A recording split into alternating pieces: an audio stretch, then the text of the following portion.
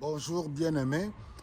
Voilà, je viens de terminer ma séance de sport.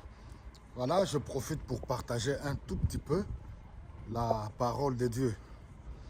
Voilà, il y a un bien-aimé qui m'a demandé pour savoir comment reconnaître le vrai et le faux serviteur de Dieu. La réponse est simple.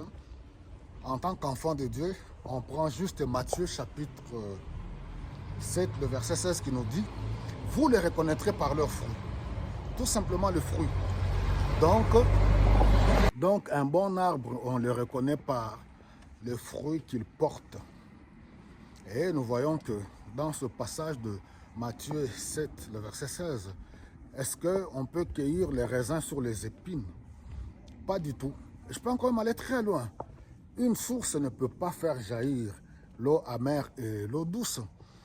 Donc nous avons la grande responsabilité en tant qu'enfants de Dieu de porter des fruits.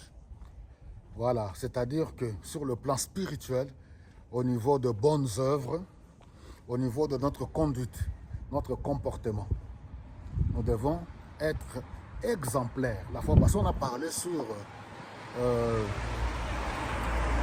2 Pierre au chapitre 1er, le verset 5 et 8, qui nous parle sur à la fois nous devons associer notre bonne conduite. Donc il est tellement important en tant que peuple de Dieu, ne tombez pas dans les pièges de l'ennemi.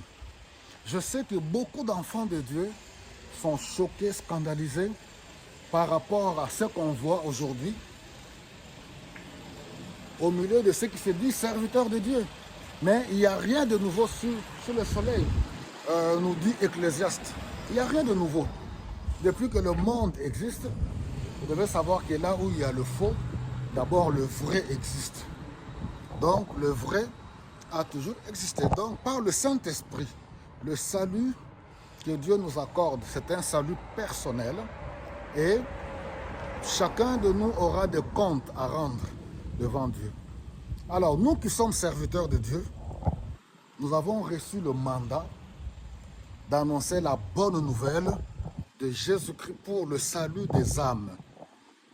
Notre ministère, notre mission, ce n'est pas d'abrutir le peuple de Dieu, ni de les manipuler, ni de faire de nos esclaves en nous pour les exploiter et commencer à les embarquer dans nos conflits inutiles. Déjà, quand les hommes de Dieu commencent à être en conflit, se battre, s'insulter sur les réseaux sociaux, c'est-à-dire qu'ils ont failli à leur mission. Nous avons reçu le ministère de la réconciliation.